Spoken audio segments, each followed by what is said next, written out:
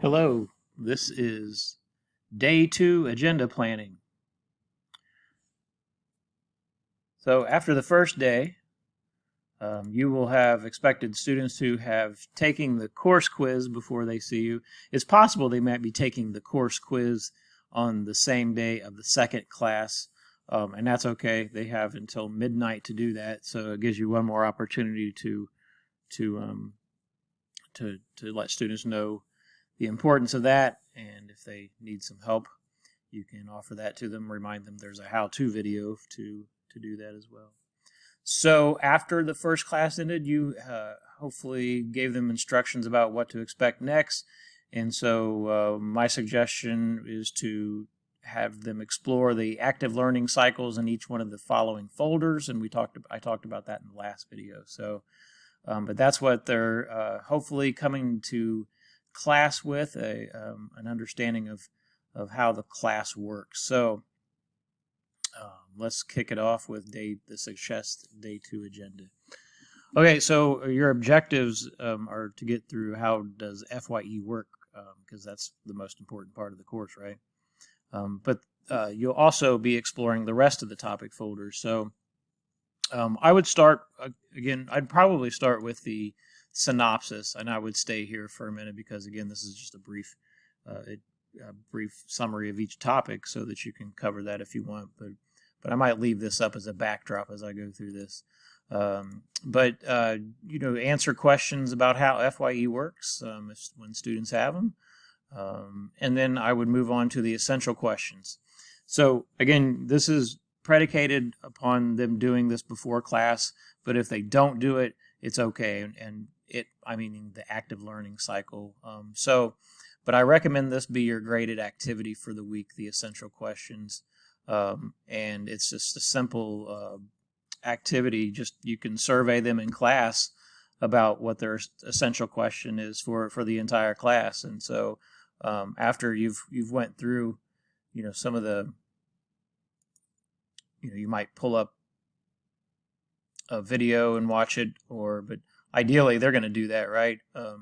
That's the active learning cycle, but there's nothing wrong with sharing this essential video or essential question video with them, either one of these, and using them in class.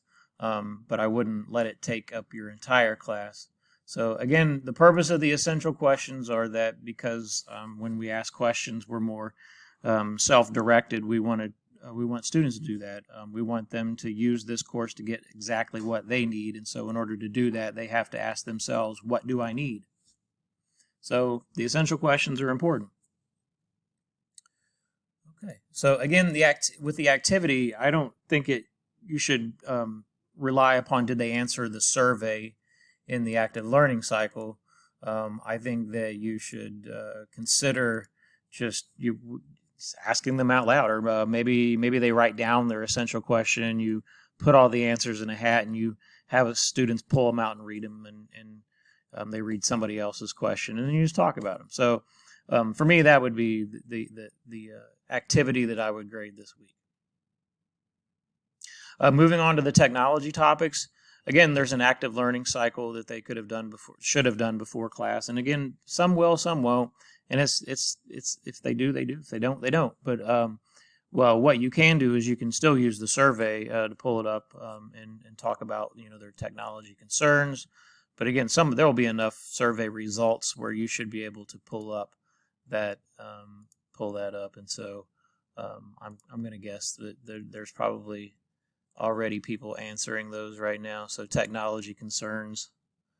So there you go. So even if all of your students don't answer, some students are answering, and you can certainly do that. So you can see that so far, organizing the computer to be more productive is in the lead, and so you might choose to spend time talking about that in class.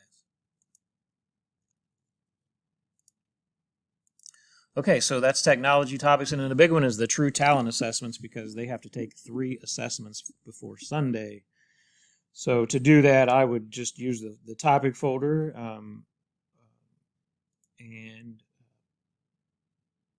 play the video, how to do the assessment, and then show them how to submit it. Again, there's a video how to submit it here, so and then you might share with them all that they're going to use. One other recommendation that you might do is to you yourself pull up your True Talent assessments, and so if you wanted to pull up all of them to see what they look like, fine. But if nothing else, I think the learning and productivity is a good one, because that's what they're actually going to be using on their study plan, specifically their environmental preferences.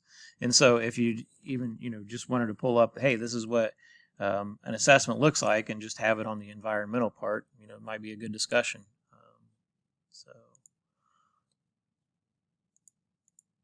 Okay. So hopefully you have enough time to get through that in class. I think, again, if you move efficiently, then it should. So there you go for that. For the tasks for the next class, I would suggest that they're ready for Module 1, so that they complete the ALC in the Power of Habits folder, and complete the ALC in the Importance of a Study Plan. And again, this is your preview. You're previewing what's going to happen next week, right? So when they come in next week, these are all the topics we're covering, and then of course they got two assignments due at the end of the week, so they're gonna be concerned about that. So while you're preparing them at the end of week 1, you're letting them know what they need to do in order to get prepared for your next class. And so again, these are only suggestions.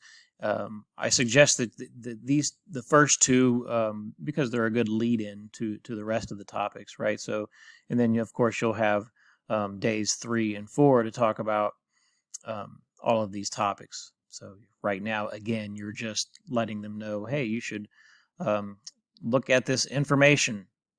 Another thing they might do is preview the Module 1 synopsis and Exit Ticket 1 video. And so that might be something that you have them do. Sorry about that. So here's Module 1, Building a Personal Study Plan. And again, have them review the synopsis. Definitely you should have them watch the video, or consider watching the video. I will often embed the video in an announcement. Again, this is how I announce my agenda. So I will often put in videos that are already in the course in an announcement, so that I know they watch them. But here are the first 2 folders that they might work on before your next class. So again, there's an activity. You're going to start noticing, if you haven't already, that there are a lot of articles and videos that are related, and students are going to ask, do I have to read all this? Are these the reading assignments? And you should respond, no, they are not. Students should pick any article or video that relates to them. So they might just open one up and read through it and decide, oh, this one, I don't like this one. This one's not for me, or so they move on to the next one. But we want to point them to the information here, not tell them they have to read this. So we want to invite them, because a lot of our articles are demographic specific even. So for some of our non-traditional students, we have articles. For students with parents who are parents, we have relatable material. So we're not going to assign all reading material to students. That's just not realistic. So again, you're going to notice that, and then it might be a good time to bring that up in the course. Students are going to ask, do I have to read all this? So anyway, you're focusing on the first 2 topics probably for the next class. So if you can get them to preview the synopsis and watch the Exit Ticket 1, so that they understand that they're going to make a study plan, you are winning. So there you go.